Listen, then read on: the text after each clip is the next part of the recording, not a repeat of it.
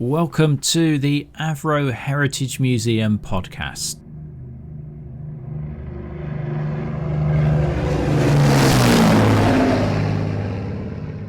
John Nichol is one of the doyens of the Avro Heritage Museum. His current crucial role is as facilities manager, but he became an Avro apprentice age 16 in 1960. Over the course of a long and distinguished career in the design office and airframe systems department, John worked on so many emblematic aircraft: Shackleton, Vulcan, 748 and Nimrod, to name just a few. He's immensely proud that he was an Avro apprentice. But of course, he saw the name change over the door as his career progressed, from Avro to Hawker Siddeley to British Aerospace to BAE Systems. In this, the first part of 3 conversations, we find out how the Avro apprenticeship scheme and the training school operated. We dip into his assessment record cards from college, and we hear about the time that the roof fell in on a 748 prototype. He shares the story of his first cigarette, recounts the day that a Ford Anglia drove up the loading ramp of an Andover, and he recalls the day in 1962 when no one was quite sure that they would still be alive by the time that it came to go home. But that's for later. For the moment, let's listen to John, starting at the very beginning. Right, I think my involvement with Avro starts quite a few years before 1960, when my apprenticeship started. I'd always been interested in aircraft. My father had been in the RAF, but not as a, shall we say, an active dealing with aircraft, but I dare say subconsciously there might have been something there. And from a very young age, I can quite remember being interested. Anyway, as making models and so on. And then in my early teens, I guess it was, I joined a model aircraft club at Whitefield, north of Manchester. And 4 of the people in the club there were actually Avro employees. Now, there was Paul Quinn in design, there was Barry Barton, he was in the loft department, Tom Jolly research, John O'Donnell in stress. The latter 2 were really international class modellers. Anyway, I must have said to Barry Barton one time, I'm going to apply for a job at Avro's. So I sent off the letter there. I also sent a letter to Mather & Platt, a big engineering company in Newton Heath. I'm not really sure whether I ever got a reply from them, the buggers. However, anyway, I got an invitation to go for an interview, which took place on the 12th of April, 1960, with Harry Warham, who was, I think, second in command at the Chadderton Training School. And I took with me, I remember, drawings of some of the models that I was currently making, just to show them that I could at least do drawings. And so I had the interview, and it was some little time later that one day I was out flying my models, and Barry said, "Oh, I believe you're going to be starting as an apprentice at Chadderton." I thought, am I? Well, you knew before I knew. So he perhaps had been putting feelers out with the training school. However, that was good. And I think what helped me to be accepted was the fact that I'd gone to a technical school for 5 years, and I'd got an O-level in engineering drawing and a handful of secondary certificates. Different. Which school was that? This was at Ardwick, just on the south side of the centre of Manchester, Ardwick Technical High School. And that was because I was a borderline when I took my 11 plus. I was in that grey area between passing and failing, and I knew nothing about that until we got a letter that said, "Oh, you could go to a technical school, you're a borderline." So anyway, it didn't do me any harm. However, I had the interview, and I guess that was quite successful, and then was accepted. So the 8th of August, 1960, I started as an Avro trade apprentice in the training school. Now, for those lads who had left school at 15, they would go into the offices first, and at 16, they'd start their 12-month period in the training school. Now, when I started, my birthday was in March, and starting in the August, I was already into that 12 months. So anyway, I went on the idea what you did 3 months on the bench, learning how to do this and that, and making some hand tools. And I remember particularly that the instructor that I was under, Frank Eckersley, you'd take your work to him, and if you'd not sort of smooth the edges off as you should do and so on, he'd look at it and he'd look at you and he'd say, right, lad, get them buggering burrs off there, right, do it again. I think he came from Oldham, actually. However, and the one thing that they used to do for the intake, the apprentices, they used to give you a cube of steel with chisel marks in, and you had to file those out so that the surface was smooth and it was square to all the other. Well, fortunately, when I started, they didn't do that. I mean, that would have been at the end of me, I think. It really would. However, we did do some time in the classrooms as well, theory within the training school. When I'd done the roughly 3 months, I then went on to the machine tools, so the lathes, milling machines, horizontal, vertical millers, and I do remember another incident where I was given a steel tube and I had to put a fine thread on the end. This was on the lathes, and I remember doing it, giving it to the instructor, and I remember quite clearly he sort of put the threaded end, against the palm of his hand, and then he sort of turned the tube, and then he looked at me and he said, you know, you could get 3 days for this. And I thought, pardon? And he must have done that to see if there were any little edges, and he would have felt it on his palm. And by saying the 3 days, that meant, look, if you don't do the job right, we could send you home for 3 days and you won't get paid, right? Now, whether that was a proper threat or what, I don't know, but you did it proper next time. Okay. Anyway, I don't think I had time, because of only having about probably 8 months in the training school. I didn't have the time to go back on the benches. So I didn't make so many tools my own. And I think as I was leaving the training school, there was a cabinet, and they said, right, there's some load of tools up there people have made that I haven't claimed. Go and select 1 or 2. So I did that. So out of there, he then went onto the shop floor. The first department was honeycomb inspection, and Avro were really good with honeycomb. They developed it very well, because, for example, the Avro 730 supersonic bomber would have been, and I think it would have been stainless steel, honeycomb construction in various parts of it. And not only could they do flat panels, I think they could do compound panels as well for going around curves. But certainly in that department, they were making bulkheads and various other things for the aircraft, and they'd put them then into an autoclave to set the adhesives and things like that. And then from there, I think you did about 3 months, and you sort of moved around a bit. So just as an example, I went on the Vulcan centre sections, actually twice, 2 periods there. On one occasion, I was put with this chap, and we were. The centre section included the bomb bay and the engine jet pipe fairings, and we had to check with a steel rule, put it against the skin, the curved skin, but fore and aft direction, to see whether the skin had been pulled in when it was riveted onto the inner formers. And if it had, de-rivet, make a thin tapered strip, and on the inside, tap it in, put some etch primer on, tap it in, re-rivet, and check that it was now a nice skin line. But I remember that guy, he was a bit of a smoker. I remember him saying once, and I don't really smoke Woodbines or what they were, but he said, here lad, he says, just try one. I never smoked before. Just try one of these. Won't do you any harm. I nearly keeled over. You can imagine, you never had a cigarette before. I had to hang on to something. Anyway, we moved around a bit, different departments. I think I worked briefly on Vulcan nose. Also, around about 1962, I went into what was then called EDD, Engineering Development Department. It used to be known as experimental, and that was a separate area where they did a lot of prototype work. And for example, the 748, it was built up in there and then taken apart, shipped down to Woodford. But I remember, and I think it was the third fire, the third of the 3 fires, not the most serious one.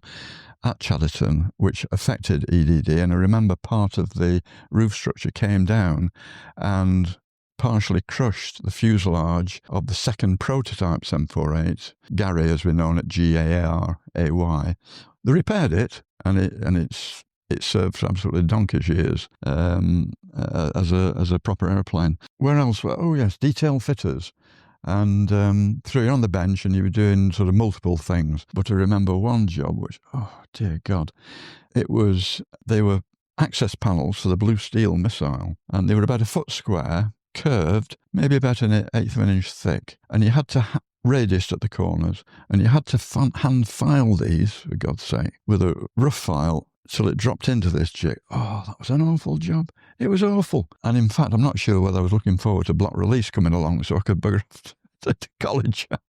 But that wasn't but in detail footage, you were on piecework, so you could earn a bit of a bonus, although I think on some jobs I took longer than I should have done, and I probably owed the company money. Also, thinking about experimental EDD, I was put on a bench there, and 4 of us. And I remember there's an old chap to my right, and this would be about 62. And I only saw him briefly, but the 2 people on the bench facing me, I don't know whether they were winding me up or what, but it was at the time that Steptoe and Son had started on the television. And they convinced me that the guy next to me, as I say, I only saw him briefly because he finished up in hospital and unfortunately died. They convinced me that he was the brother of Harry H. Corbett. Right, now, a lot of people would think that Harry H. Corbett was a Cockney. No, he was brought up in the Ardwick area of Manchester. So it's quite possible that, yes, it was his brother, but who knows? I also remember being in that department seeing the prototype, no, it wasn't, it was a mock-up of the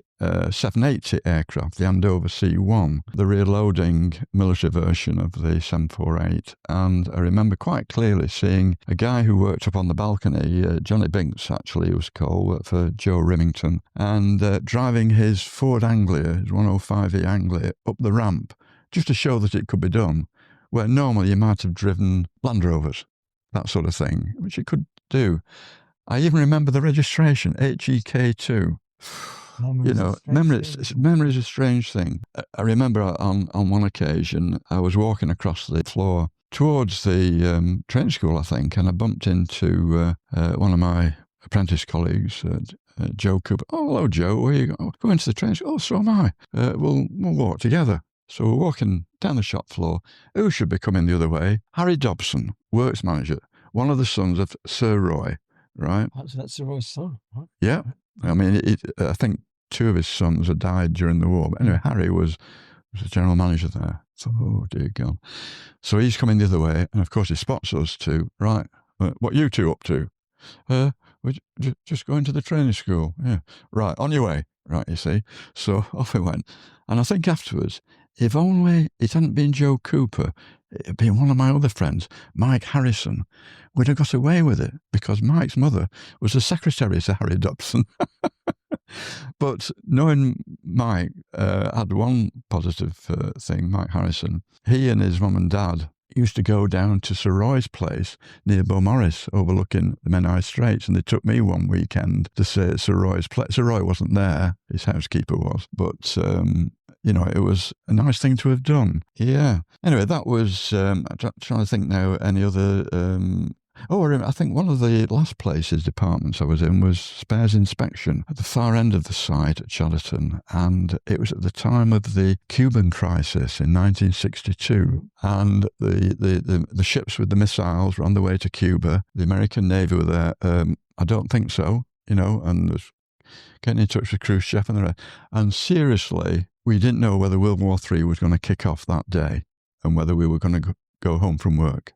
We really didn't. And I remember I was up on a balcony just checking pipes and things and spares, and also an almighty bang what the hell was that? And some clown had dropped one of these steel air cylinders. It was either nitrogen or compressed air or something onto a wooden floor, right?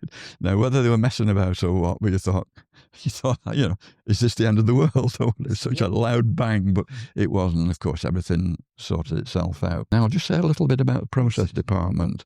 And that was 1963.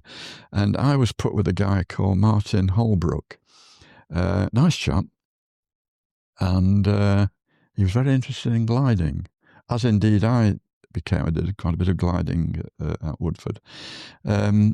And one of my apprentice friends was the son of Maurice Brennan. And Maurice Brennan joined the company in 1961, and he'd had quite a distinguished career prior to that at various aircraft companies, including Weybridge, and had done some work with Barnes Wallis, in fact, at Weybridge. Anyway, Maurice Brennan, and he had two sons, came up, lived near Pramhall, and I just happened to say to Martin Holbrook, who was working with in process, we're just going down to see Maurice Brennan's place with a couple of his sons and one of my other friends. Oh, are you? He says, right. He said, I've got an idea. He said, I've had this plan in my head about whether the company could build gliders using honeycomb. He said, would you like to take this drawing with you and have a word with Maurice Brennan when you get down there? Well, to be honest, I bottled out on that one. That was, that was completely out of my league.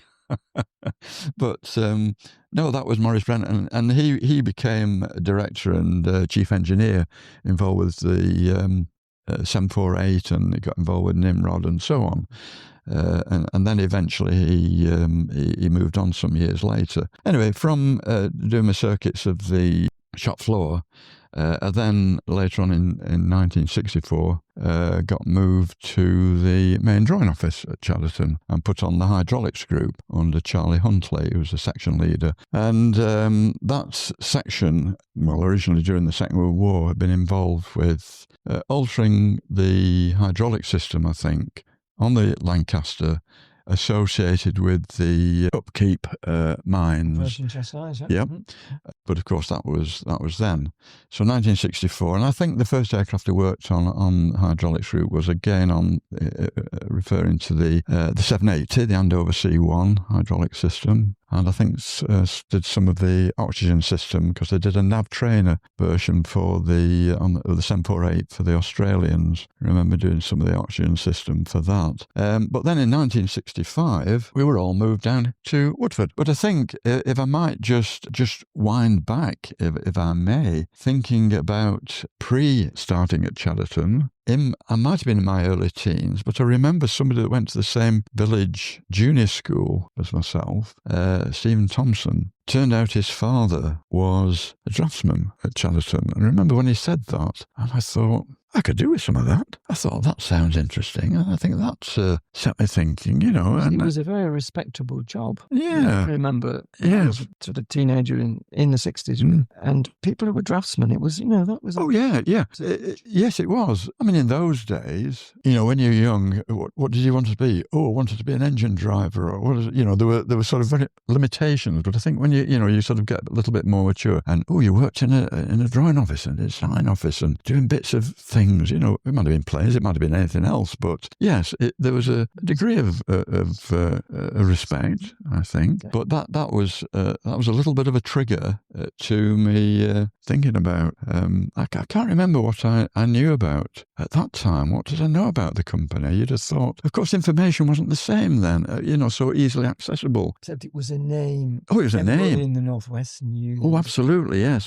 Tell us a little bit about the college aspect of the apprenticeship. How did that work? Yes, the first year was at Newton Heath College, and that was 60 to 61. And I started my first year with an ordinary national certificate, mechanical engineering. But in parallel, we did an aircraft engineering subject. And this was just in case things didn't go right with the ONC, and would then have got transferred over to a City and Guilds aircraft engineering course. However, yes. Anyway, I passed S1. The ordinary national certificate was a 3-year course, S1, S2, S3. So the first one was S1K. K was to do with aircraft. And then we then moved us subsequently, so in 61 and onwards, to Moston College, which was a much more modern college as it happened. And I did my second year ordinary national certificate, passed that. Then I went on to S3, managed to fail that. Then I took it again, managed to fail it again. And I think I got told off more the first time I failed it than the second time I failed it. Anyway, they didn't give up on me, but by which time the ordinary national certificate had become a 2-year course, and it become now known as 01,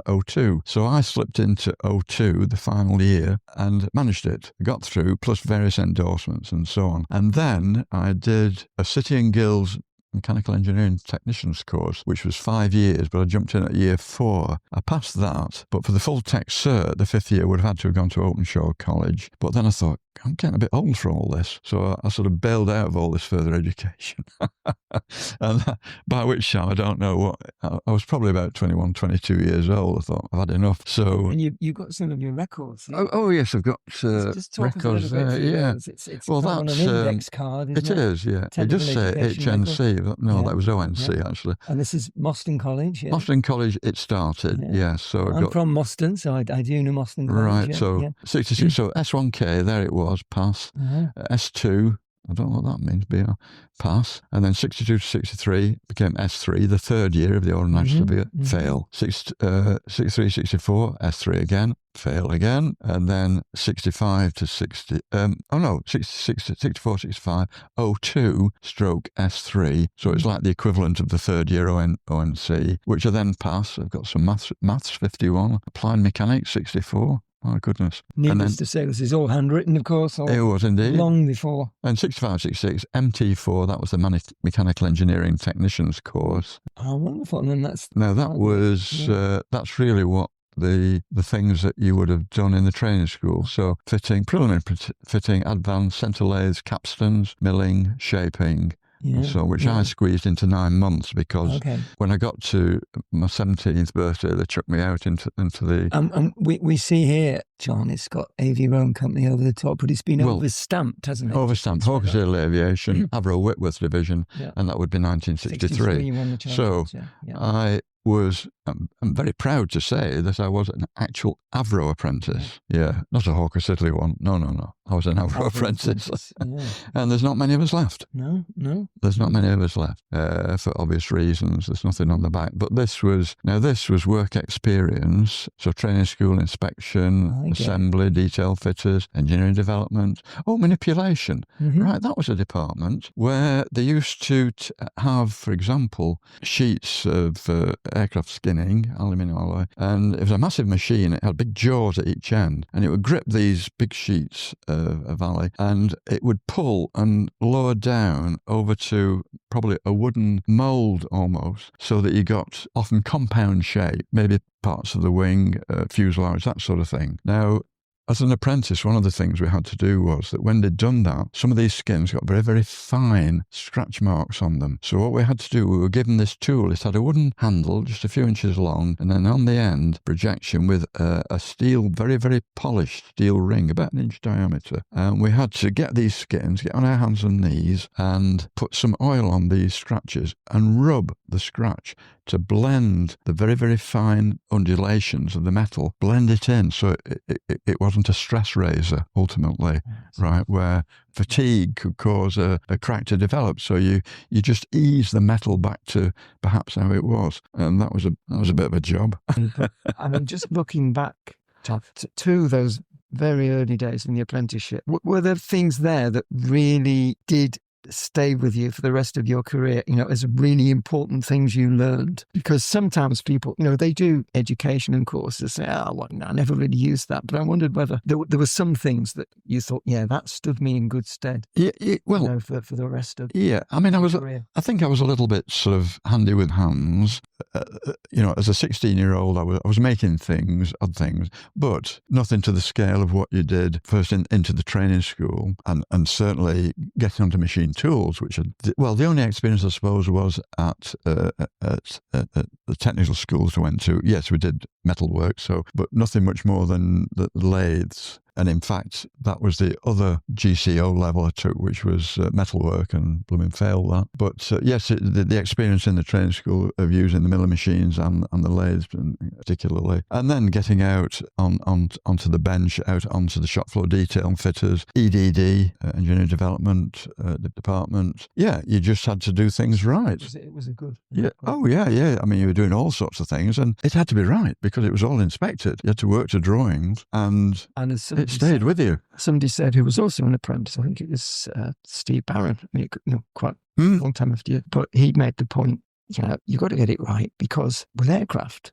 you can't have mistakes. Yes, mistakes are very serious. Yes, very serious consequences. Absolutely. And sometimes I remember used to get what do they call it, with each little work thing you had to do, and this was on detail fitters particularly. It was, shall we call it, a work card, and it told you what it was, the drawing of the thing that you were making. But sometimes stamped in the corner, it could have either AOG or VOG, and that meant get your finger out, because it could mean aircraft on ground or Vulcan on ground. They needed these bits like yesterday, so you had to crack on with things but do them right.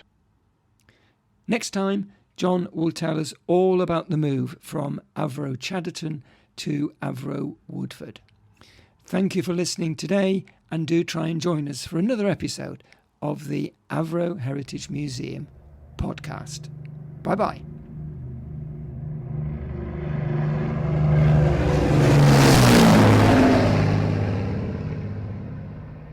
Make sure you follow us in your podcast app to ensure that you don't miss out on future episodes.